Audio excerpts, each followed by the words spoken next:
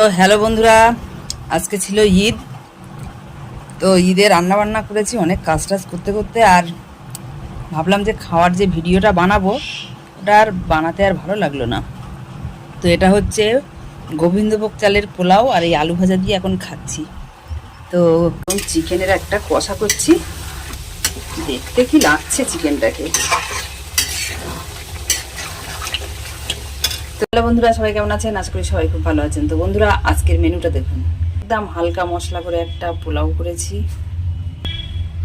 আর এখানে করেছি আলুর দম, দেখতে পাচ্ছেন আলুর দম, আর এখানে করেছি পটল ভাজা, আর থাকবে শশা। মেনুটা হ্যালো বন্ধুরা, সবাই কেমন আছেন? আশা করি সবাই ভালো আছেন। তো বন্ধুরা দেখুন আজকের মেনু দেখুন। এখানে আমি আজকে রান্না করেছি আলু ভাজা, ডিম লাল করেছি, চিকেন একদম কষা কষা করে, আর এটা হচ্ছে নারকেল দুধের পোলাও। তো দেখা হচ্ছে খাওয়ার সময়টা। বন্ধুরা সবাই কেমন আছেন? আশা করি সবাই খুব ভালো আছেন। তো বন্ধুরা দেখুন, এখন হচ্ছে রাতের বেলা, এখন বাজতে যাই 9টা। তো আমি এখন টিকিয়া ভাজছি, কটা ভাজাও হয়ে গেছে, টিকিয়া কটাও আমার ভেজে নেওয়া হয়ে গেছে। তো দেখুন, তো এখন আমার টিকিয়া ভাজা কমপ্লিট। তো এখন এবার খেতে যাবো। টাটা।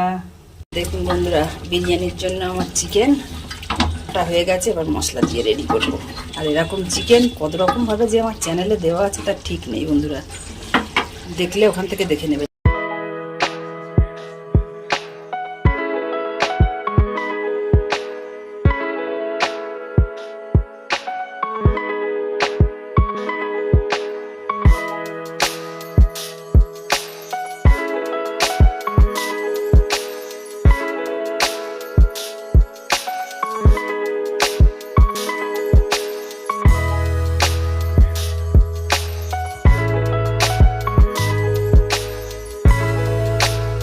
হ্যালো বন্ধুরা, তো আমি এখন গিয়েছিলাম আম আনতে।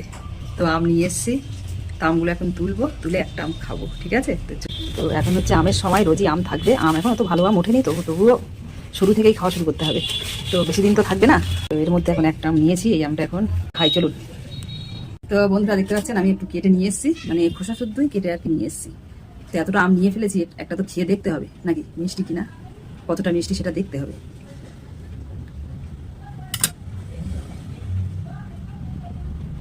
দেখতে পাচ্ছেন, একেবারে খারাপও না আবার খুব ভালোও না, দিন থাকবে। আমি যেরকম ভাবে আমটা খেলাম, এরকম ভাবে আম খেতে কে কে পছন্দ করেন কমেন্ট বক্সে। হ্যালো বন্ধুরা দেখুন, বৃষ্টি হচ্ছে আর আমাদের অবস্থা দেখুন। এই যে দোতলা থেকে নামছি, এটা হচ্ছে বারান্দা, দেখুন পুরো পানিতে ভর্তি হয়ে গেছে। আর ওটা ঘরের ভিতরেও ভর্তি হয়ে গেছে, নিচের ঘরের ভিতরেও এরকম, আর নামতে পারছি না, বুঝতে পারছেন বন্ধুরা কতটা পানি জমে গেছে। এই যে এইখান থেকে, এই যে এইখান থেকে উঠেছে, উঠোনে ভর্তি পানি, তো এতটা উঠে গেছে। আর চলুন, আমার পা দেখুন কতটা ডুবে যাচ্ছে। এটা হচ্ছে ঘরের ভিতরে, পুরো অবস্থা কি অবস্থা দেখুন। খাটের উপরে কিছু জিনিসপত্র তুলে রেখেছি, এখন এসছি আমি চা বানাতে, আর আপনাদেরও দেখাচ্ছি। এই যে ঘর থেকে বেরাচ্ছি, এটা বারান্দা, তো দেখতে পাচ্ছেন কি অবস্থা। এখন আমি চা বানাতে এসছি, এখানে দেখেন একটা টুলও ডুবে গেছে বারান্দায়, এত পানি জমে গেছে।